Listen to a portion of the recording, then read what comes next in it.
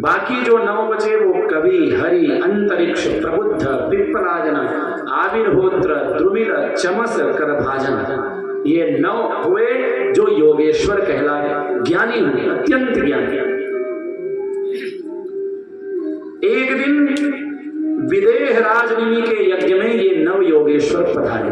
विदेह राजनिमि के यहाँ दिव्य यज्ञ हो रहा था, उस यज्ञ में ये 9 योगेश्वर पधारे। राजा निमि ने जब 9 योगेश्वरों को देखा, उठकर स्वागत अभिनंदन किया और कहने लगे, दुर्लभो मानुषो देहो देहिनाम क्षणभंगुरा। हे महात्मन, मनुष्य देह पाना ये बड़ा दुर्लभ है। दुर्लभो मानुषो देह, ये मानव शरीर हमें मिला है, यह अत्यंत दुर्लभ है। और दुर्लभ होते हुए भी देहिनाम क्षणभंगुरा, ये हमारा देह ये क्षणभंगुर है, आज है कल रहेगा कि नहीं रहा कुछ पता नहीं। जहां आए हैं वहीं चले जाना है। तत्रापि दुर्लभम मन्ये वैकुंठम प्रिय दर्शनम। लेकिन मानव शरीर का विशेषता यही है कि इस शरीर से वैकुंठ दर्शनम, भगवान वैकुंठ का हम दर्शन कर सकते हैं। और भगवान वैकुंठ स्वरूप को बताने वाले, अर्थात परमात्मा नारायण के स्वरूप को बताने वाले महात्माओं का हमें दर्शन होता रहता है, सत्संग होता रहता है।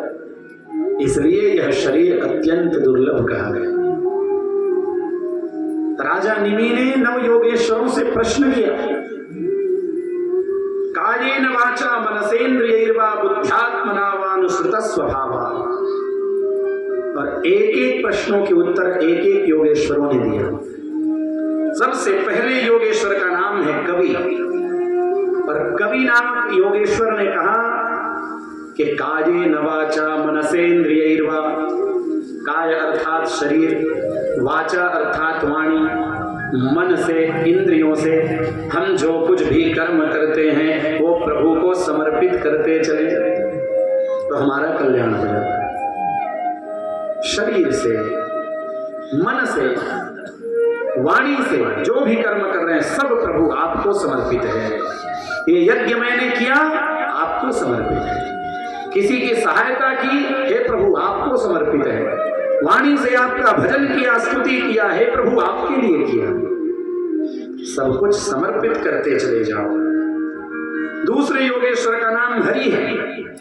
ये परम भागवत का लक्षण बताते हैं। परम भागवत यानी भक्त। हम प्रथम दिन से निवेदन कर रहे हैं, भागवत यानी भक्त। इसलिए श्रीमद् भागवत में भक्तों का चरित्र है। जहां जहां भक्तों का चरित्र होगा वहां भगवान का चरित्र अपने आप होगा। जो भक्त नहीं होते तो भगवान कहां से होते? भगवान की महिमा इसलिए है कि भक्त है। राक्षस भी नहीं होते तो भगवान अवतार ग्रहण नहीं करते। तो भक्त की तो बात ही अलग है। तीसरे योगेश्वर का नाम अंतरिक्ष है। अंतरिक्ष यानी आकाश। और ये अंतरिक्ष नामक योगेश्वर माया के विषय में बताता है। माया क्या है? भगवान श्री रामचंद्र जी ने लक्ष्मण भैया को उपदेश किया था। रामचरितमानस में आप देखें, मैं अरु मोर तोर तय माया और जही बस की इन्हें जीव निकाया।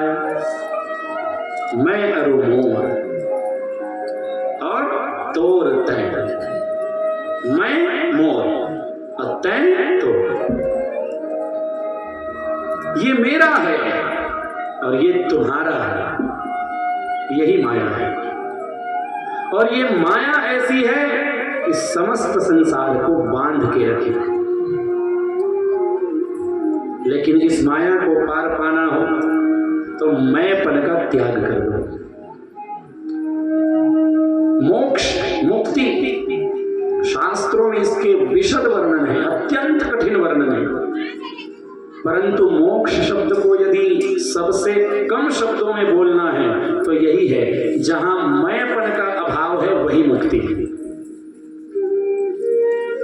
जहां हम ये सोच लेते हैं कि ये मेरा है वही हम बंध जाते हैं। एक बार एक व्यक्ति का घोड़ा भग गया।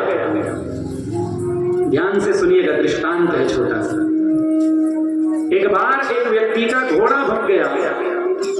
वो व्यक्ति खुशी के मारे मिठाई बांटने लगा। जो आता उसको एक में लड्डू देता और कहता भैया आज मैं बड़ा खुश हूं। तो एक व्यक्ति ने जिज्ञासा से पूछ ही लिया, भैया क्यों खुश हो, किस खुशी में लड्डू बांट रहे हैं? तो वो व्यक्ति कहता है मेरा घोड़ा भग गया इसलिए बांट रहा हूं लड्डू। तो उस व्यक्ति ने कहा इसमें खुशी होने की क्या बात है?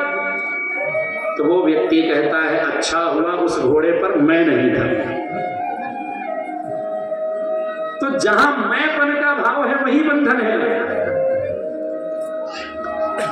और दूसरे भाव में यदि समझें, यदि आप कहीं पर गए हुए हैं, कथा सुनने ही मान लीजिए आए हैं, और आप अपनी बाइक लेकर आए हैं और आपके बाइक में लॉक करने की सुविधा नहीं है, हैंडल आप ठीक से लॉक नहीं कर सकते, बिगड़ गया है